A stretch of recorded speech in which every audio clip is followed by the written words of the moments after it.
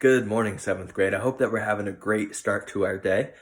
Today, the video is going to be all about kind of our real world examples. This video is going to be about multi-step ratio problems, but you will see that it's very much related to discounts, percent off, other things like that. So without further ado, let's get to the video. All right, seventh grade. Today we're going to be talking about the multi-step ratio problems, and a lot of times you're going to see these multi-step ratio problems in your real everyday life. This is where things like discounts, markups, percent off, things like that come into play. Okay, so let's try a couple of examples just that way we're familiar and kind of see what we need to do from here. So our first example, Peter's Pants Palace advertises the following sale. Shirts are half off of the original price, pants are 1/3 off the original price, and shoes are 1/4 off the original price. If a pair of shoes costs $40, what is the sales price? So there's a couple ways that we can try to solve these equations. First way is we could try to use a tape diagram. So if a pair of shoes costs $40 off and I'm looking to see shoes are 1/4 of the original price. So if I'm thinking about tape diagram and shoes are 1/4 off the original price, I need to make 40 and I need to break it up into 4 equal boxes. Let's see if I can do this. Doesn't look quite equal, but it's pretty close. We're not judging on my artist skills here. So, if this is all supposed to be 40, that means that each of these are supposed to be $10. And if it's 1/4 off, that means that I'm still paying 3/4 of the price, which means that after 1/4 off the original price, the sales price is $30. Now that's one way that I can do this, but here's another way. Another way that I could do this is I could take 40 and I can multiply it by my discount, 1/4. And I know that 40 times 1/4 is equal to 10 because it's like 40 divided by 4. But now it's saying off, and off is the important word here. It means that I'm taking away whatever 1/4 of that is from my original price. So since the original price is $40 and I'm taking $10 off, that means I need to do 40 minus 10, and that also gives me a sales price of $30. Let's try another example. At Peter's Pants Palace, a pair of pants usually sells for $33.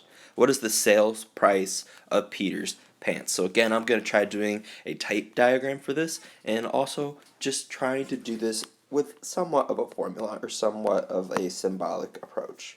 So I'm using pants, and pants are 1/3 off the original price. So that means I need to take something that's $33 like this. This is 33, we're going to say, and I need to split it up into thirds. That means that each piece, if I added all these three pieces up, would have to be $11. And if it's 1/3 off of the original price, that means I'm still paying 2/3, which means that my overall price, sales price, is going to be $22. Now let's try this with the symbolic equation approach. So I'm taking 33 and I need to multiply it by the percent off or the fraction off, so 1/3. So 33 divided by 3 is 11. But since it's saying again the word off, that means I need to take away 11 from my original price. So I'm doing 33 minus 11, and that gives me again a sales price of $22 like I had before. Awesome. Let's try a little bit more complicated example here. So, tax time, because everybody wants to know a little bit about taxes.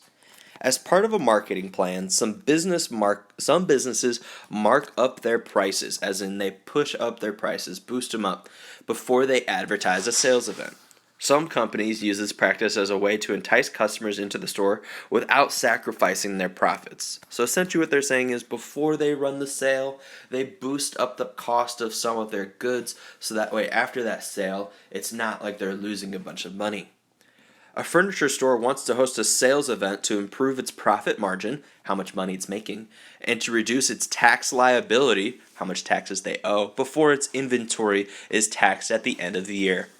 How much profit would the business make on a sale of a couch that is marked up by 1/3 and then sold at a 1/5 off discount of if the original price is $2,400? Okay.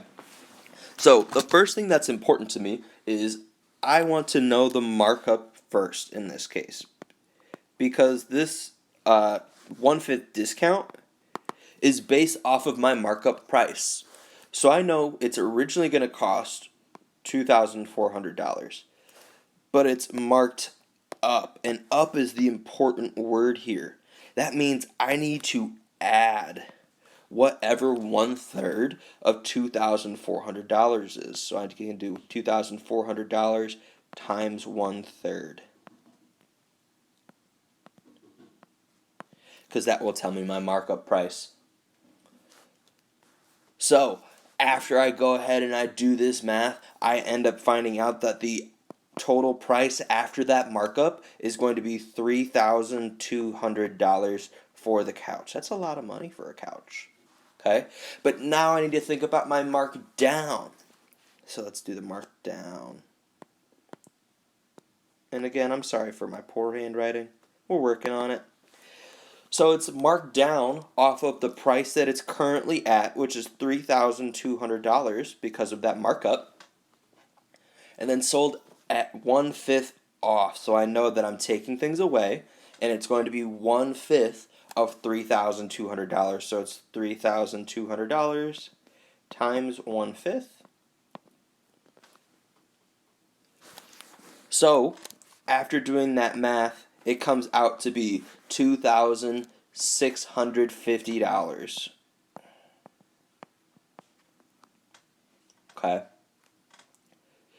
But now they want to know how much profit will be made. They want to know, are they making money based off of this markup and markdown difference? And how much money are they actually making? Because they pushed up the couch at first. So that way, when they take that discount, they're not maybe losing as much money. So the way that I can figure out profit is by doing the sales price minus the original price.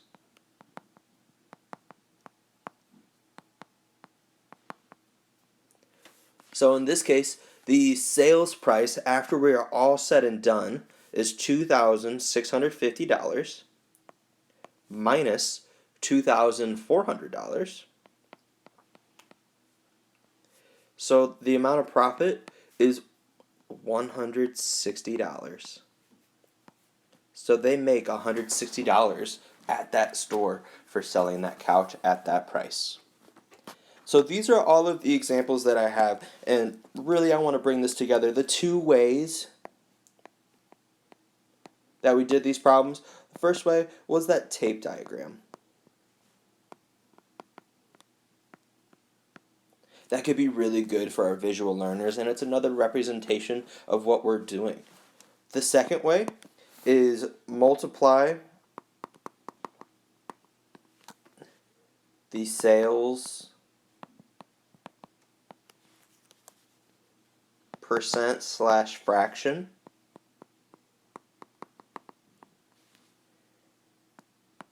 and add if it's a markup,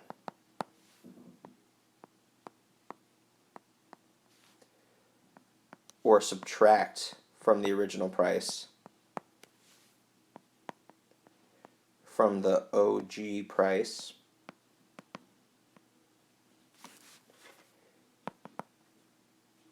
if it's a mark off or marked down.